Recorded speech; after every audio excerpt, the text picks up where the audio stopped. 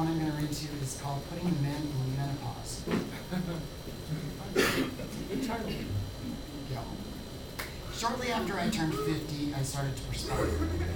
It wasn't the glowy dew that I had produced as a female, and it wasn't the labor-intensive manly sweat that I like to think comes naturally to a hard-working macho man who sits behind the desk and types for a living. It started at the top of my head and crept its way down, as if I had slowly stepped into a sauna head first, and then body part by body part, activating sweat glands that I didn't even know I possessed, until I was left soggy and soaking, my clothes tattooed to my sticky wet body. It was nature turning a hose on me as if I were some hormone-crazed dog. This happened whether I was sitting on a blanket in the sun or directly in front of an air conditioner turned on at full blast. It happened in bed, and it happened on the street. It took me a while to realize that not every place I went was mysteriously undergoing random temperature fluctuations. This was internal, my own personal global warming. The worst thing about these episodes was that they had a scary emotional component that often went with them. This part happened primarily at night, when things are scarier anyway, and when I already found myself lying awake for hours wondering what hideous rare disease I was going to die from, how I was going to pay my bills until that time, and what exactly was going to happen to me when the universe stopped expanding and started to fold back in on itself. As I pondered these things, a new and unfamiliar feeling crept over me, one of imminent dread and doom, as if something went horribly wrong right at that moment, and I just didn't know about it yet. Maybe the universe was folding in on itself already, and it would all get back to where I was before the flesh-eating mad cow avian flu caught up to me. Then, within a minute or five, the wave of heat began moving down my body, inch by inch, or sometimes millimeter by millimeter. I could feel it beginning at the roots of my hair, creeping down my face and neck, across my chest, down my stomach and legs, and out the bottoms of my feet.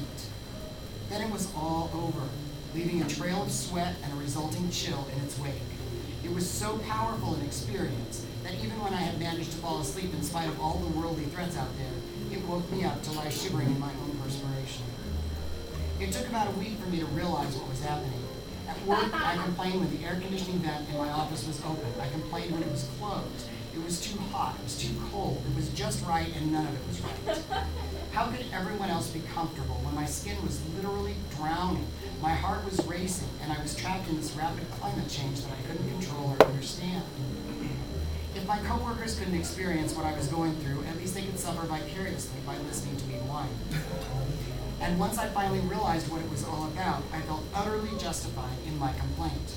After all, how many men reach across their desk for a stack of papers to use as a fan, come to a sudden aha moment, stand up and announce to their colleagues, "That's what it is, I'm going through menopause." The words came tumbling out of my mouth with a mixture of pride and awe, as if I'd just received notification that I'd won an award. Not some publisher's clearinghouse sweepstakes, but an award that I had actually done something to deserve. It was as if this unexpected physiological phenomenon were a goal that I had personally worked for and finally achieved, a biological personal best. Perhaps it was the memory of my mother's pride when I got my first period that made me unashamed to announce to everyone that what had started so many years ago in that bathroom had finally come full circle. Despite all the changes that my body had undergone during transition, it was somehow still in possession of its original operating instructions. I had done it. I had finally ended what I started back in 6th grade. I had finished the world's longest marathon, the 50K fertility fun run. At the time, I worked with a bunch of gay guys who had turned self-absorbed whining into an art form, along with some hip young lesbians who would eventually go through menopause. So they at least took the whole thing in stride. Working side by side with a transsexual person can be a bit of a novelty, so the price they paid for putting up with the odd developments in my life was worth having a good story to tell at home. And the price I paid for working with a bunch of gay guys and young lesbians is that my menopausal symptoms got no sympathy. In fact, nobody there even knew what I was talking about. My 20-something office mate eventually procured a fan to put by my desk, but I'm not sure whether she did it to be kind, to make me stop sighing heavily, or to blow the unpleasant stench of my sweating body in another direction. The irony of the whole thing was that menopause couldn't have been a better word for my situation. Whatever manhood I actually possessed had been put on hold, as if a giant pause button had been pushed on my life. Some people say that we are humans having a spiritual experience, and others say that we are spirits having a human experience, both of which are very high-minded and ethereal, but they are nothing compared to a man having a female experience. It's not that this had never happened to me before. I had female experiences for the first 42 years of my life. It's just that I had breasts then and no facial hair. I wore high heels, beaded earrings, and lipstick, and female experiences were expected of me. Women actually commiserated with me, and I with them, over makeup disasters and menstrual cramps and missed periods, all of which could be equally catastrophic depending on the circumstances. Now I had no one to share my misery. The gay guys looked at me blankly, blinked once or twice, and turned back to their computers to look at their pornographic screensavers. The young lesbians, possibly seeing me as some sort of harbinger of their distant and scary future, all decided to go en masse to the gym. Even my trans men friends outside of work didn't want to hear about it. It was too much of a reminder of their own histories, too much of a there before the grace of God go I kind of thing. And I could hardly lean over the counter at the drugstore and start fanning myself and say to the middle-aged sales clerk, "Oh, these hot flushes are killing me." Where she once might have clucked her tongue and given me some sisterly advice, now she would back up slowly and reach for the alarm button. I was in it alone, going through something that men don't go through and that I had somehow had to come to terms with. My body was doing what it pleased, what it was programmed to do, and I had to step aside and allow nature to take its course.